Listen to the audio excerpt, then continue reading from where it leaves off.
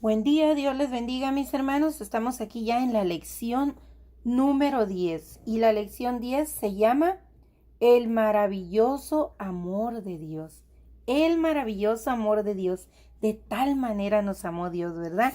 Y vamos a estar estudiando Efesios 3 del 14 al 19. Cuando inicia el capítulo 3 de Efesios, nos está hablando, nos vamos a centrar en la oración de Pablo, pero al principio Pablo les está hablando de él, de su conversión y todo eso. Entonces la clase se basa hasta el versículo 14. Espero que ustedes hayan leído todo el capítulo 2, porque ya ven que solo estudiamos algunos versículos, pero deseo que hayan leído todo el capítulo 2 de Efesios y todo el capítulo 1, porque ahí está la explicación. Capítulo 1, la primera oración de Pablo, y donde nos muestra el gran amor de Dios. Capítulo 2 también, donde vemos que por gracia somos salvos, que no hay otra manera de ser salvos que no sea por la gracia de Dios y nuestro arrepentimiento, que también es consecuencia del don de Dios, el don de la fe. Así que nada es de nosotros más que obedecerle, amarle, que sea Él nuestra prioridad, nuestro primer amor. Eso es lo que está de nuestra parte.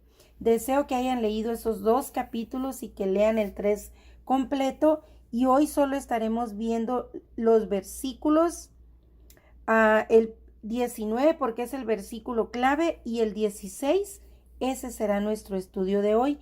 Y les leo el versículo clave para memorizar. Hasta el día de hoy ustedes debieran de llevar ya 10 versículos memorizados en este año, que debiéramos llevar muchos más, pero obligatoriamente 10. Entonces les leo este que dice, Efesios 3:19, dice: conocer el amor de Cristo que excede a todo conocimiento, para que seáis llenos de toda la plenitud de Dios. Eso, mis hermanos, ser llenos de toda la plenitud de Dios. Se lo leo de nuevo. Y conocer el amor de Cristo que excede a todo conocimiento, para que seáis llenos de toda la plenitud de Dios. Miramos en la clase pasada que toda persona desde su nacimiento siempre va a buscar el amor de Dios, pero se van vanagloriando conforme van adquiriendo conocimiento los seres humanos, y cómo desplazan el amor de Dios por sus propias capacidades cuando no le conocen. Una vez que le conocen y que Cristo viene a morar en ellos a través de su Santo Espíritu, entonces el primer lugar en su vida va a ser Dios. No el conocimiento, no la habilidad, no la familia, no el mundo, no nada, sino Dios, el centro de toda su vida.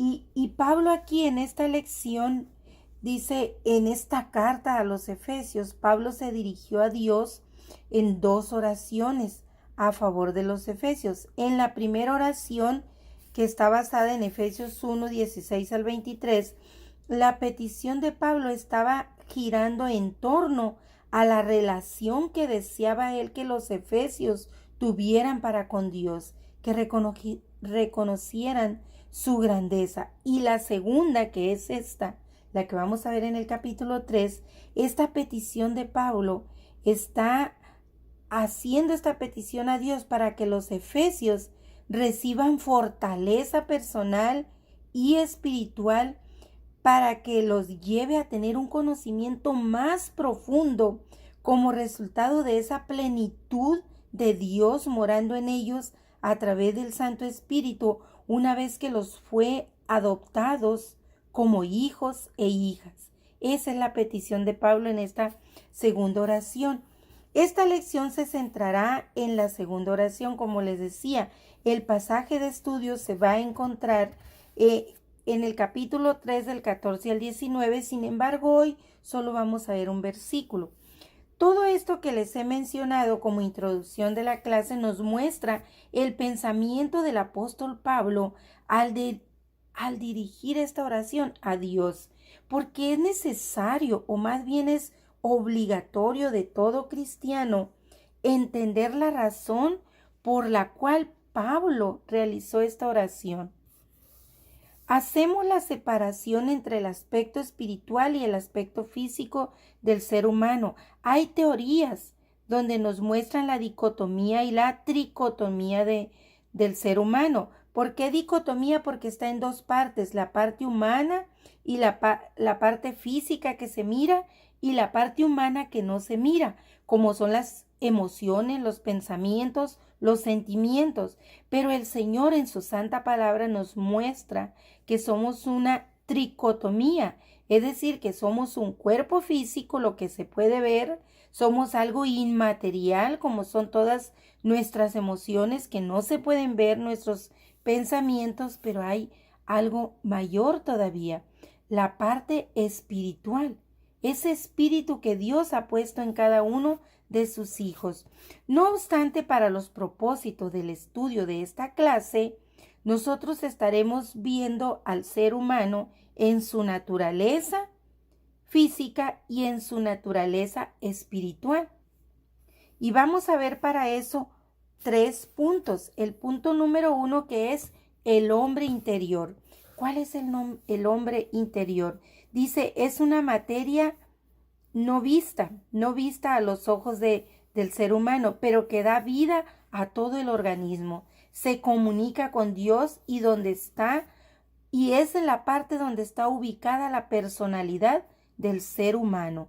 Esa personalidad sin Dios tiene una función muerta porque no es eterna, pero con Dios morando en él, esa parte es eterna, nace a la vida de acuerdo a la voluntad de Dios y se fusiona con él en una sola unidad a través del Santo Espíritu.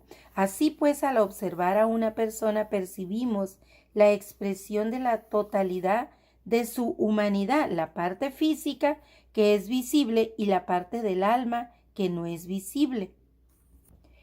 En el punto número 1 vimos eso, la parte interior del ser humano.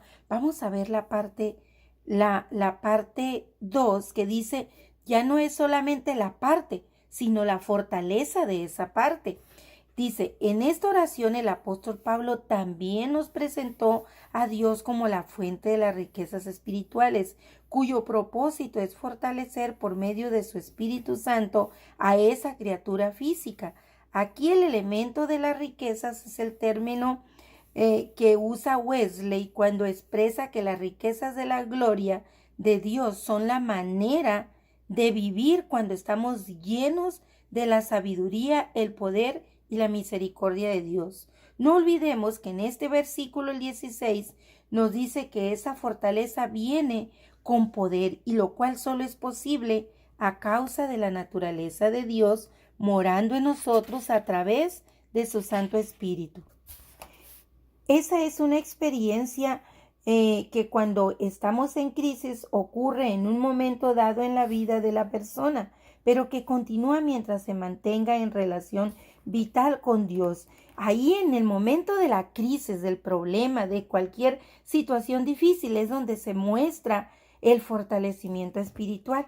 En esa crisis se muestra. Cuando todo está bien, no hay evidencia, sino en las crisis se evidencia qué tan fuertes estamos espiritualmente, es lo que Wesley dice. Dicha experiencia refleja en la vida diaria de aquellos que la han experimentado, dice, y nos hace recordar las palabras de Jesucristo cuando él dijo, yo soy la vid, vosotros los pámpanos, el que permanece en mí y yo en él, éste llevará mucho fruto, porque separado de mí nada podéis hacer. Entonces, mis hermanos, consideren esto lo encuentran en Juan 15, versículo 5, cuando el Señor dijo, yo soy la vid y separados de mí nada podéis hacer, ustedes son los pámpanos. El tercer punto y último de esta parte de la lección, de la parte 1 de la lección, tiene 3 puntos. El tercero dice que hay una segunda obra de gracia. La primera obra de gracia es nuestra salvación. El Señor por gracia nos rescata de la muerte eterna, ¿verdad? Y nos trae a la vida eterna. En esta oración tal parece que Pablo también pidió por la segunda obra de gracia de los Efesios, pero hoy día también aplica a nosotros, para que el corazón de todo creyente sea limpiado y fortalecido completamente. Es en estos momentos de crisis cuando la lucha interna entre la parte física y emocional del ser humano está dividida en la lealtad al Padre, entre obedecer a las emociones del cuerpo o bien obedecer a la lealtad bajo los principios que el Señor ha puesto en su alma a través de su Santo Espíritu. Aquí ya hay más claridad, ¿verdad? En esa tricotomía del ser humano, que es la parte física, el cuerpo, lo que podemos ver, pero dentro de ese cuerpo están también las emociones, el alma, que es la esencia del ser humano, es el alma. Eso es lo que el Señor redime en la salvación. El cuerpo no, eso es hasta en la culminación de la salvación. La salvación tiene 3 momentos. La redención es el principio de la salvación. La segunda parte de la salvación es la santificación. Si usted fue salvo, usted procede a santificar su vida para que en el tercero y último momento el Señor glorifique su cuerpo.